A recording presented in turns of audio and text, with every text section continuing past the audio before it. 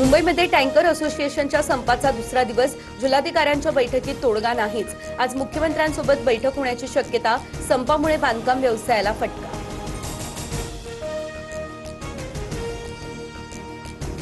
पुणेकरांवर पाणी कपातीचं संकट. खडकवासला धरणात केवळ 84 टीएमसी पाणीसाठा शिल्लक. सोमवारपासून दिवसाआड पाणी पुरवठा होण्याची शक्यता. पालिका आयुक्तांची माहिती.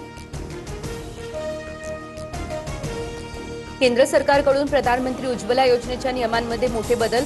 सिलेंडर रिफिलची संख्या वार्षिक 9 वरून 4 वर. लाभार्थ्यांना केवळ 4 सिलेंडरवरच अनुदान मिळेल. हॉर्मुझची सामुद्रधुनी बंद राहिली तरी भारतात इंधन टंचाईची शक्यता नाही. भारताकडे कच्चं तेल एलपीजीचा 30 ते 60 दिवसांचा साठा.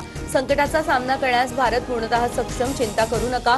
केंद्रीय पेट्रोलियम मंत्री हरदीपसिंह पुरी यांचं हे आवाहन. ट्रम्प सरकारचा H-1B व्हिसा शुल्क वाढीचा निर्णय हा बेकायदेशीर. अतिरिक्त 96 लाखांचं शुल्क वाढवण्याचा निर्णय बोस्टन कोर्टाकडून रद्द. अमेरिकेमध्ये काम करू इच्छिणाऱ्या भारतीय इंजिनियर्सना दिलासा.